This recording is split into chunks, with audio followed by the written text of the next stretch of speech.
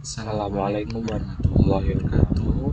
Di sini saya akan mempresentasikan tentang IT forensik, yang dimana IT forensik ini ada dua kasus yang saya ambil dari kasus terbaru belakangan ini. Dan sebelumnya perkenalkan, nama saya Fayan Agustawardana, nama Induk Mahasiswa 2020 511. Saya dari Universitas Muda Lubis. Berikut adalah laporannya. Nah, IT forensik.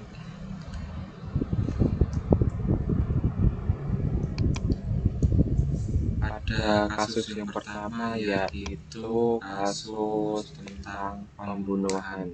Nah, ini kasus yang pertama ini kronologinya adalah pembunuhan berencana, ya bisa dibilang begitu, karena yang kronologi awalnya itu korban dan kedua pelaku itu sudah berjanjian untuk di suatu kosan, yang dimana satu kosan itu mereka melakukan aktivitas yang tidak wajar dan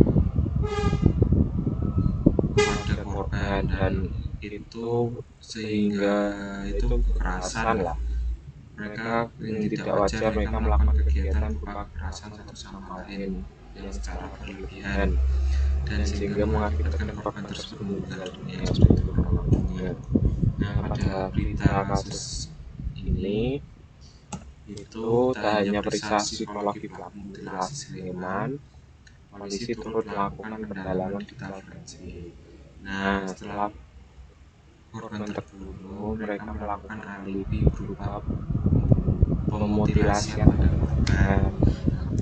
Tidak. Nah, untuk itu setelah diperiksa psikologi secara fisik, secara mental, polisi alias ahli forensik juga memeriksa dengan secara digital forensiknya, yang berupa yang di dalam HP para pelaku itu terdapat grup-grup WA, Facebook, dan medsos lainnya. Itu tuh sedang ditangani. Itu tuh ada yang isinya itu tuh kayak sama yang dilakukan dengan aktivitas tidak wajar tersebut. Nah, pada kasus ini, menurut laporan suara.com, polisi di Sleman, Jakarta sedang melakukan penyelidikan terkait kasus mutilasi yang terjadi di daerah tersebut. Selain memeriksa psikologi pelaku, polisi juga melakukan pendalaman digital forensik. Nah, untuk mencari bukti tambahan, saat ini belum ada informasi lebih lanjut mengenai hasil penelitian tersebut. Dan Polda DIY menyangka pasal berlapis terhadap para pelaku, yaitu pasal 340, sub pasal 338 KUHP junto pasal 170 ayat 2, ketiga ju pasal 351 ayat 3, dan ju pasal 55 ayat 1 ke 1 KUHP, dan kedua pelaku itu ini terancam hukuman mati. Lanjut untuk kasus kedua, dan dalam kasus kedua itu adalah adanya penyelundupan narkoba dan kronologinya tersebut itu.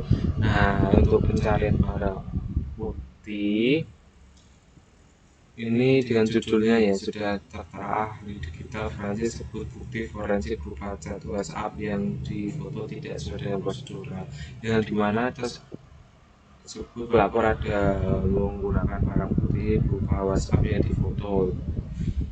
Nah, itu terus tidak sesuai dengan prosedural. Ya, menurut laporan dari suara.com, ahli digital forensik dari PT Digital Forensik Indonesia, Ruby Sukri Alamsyah, itu kalau percakapan di WhatsApp secara difoto itu tuh tidak sah pembuktiannya. Dan dalam persidangan ini nih, hal ini dikarenakan laporan pemeriksaan digital forensik di pesan WhatsApp tidak lengkap juga.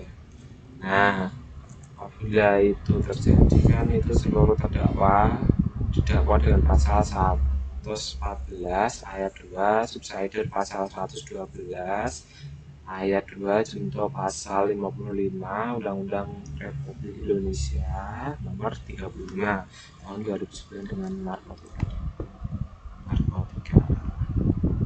Nah, berikut adalah presentasi dari beberapa kasus yang melibatkan tentang IT forensik.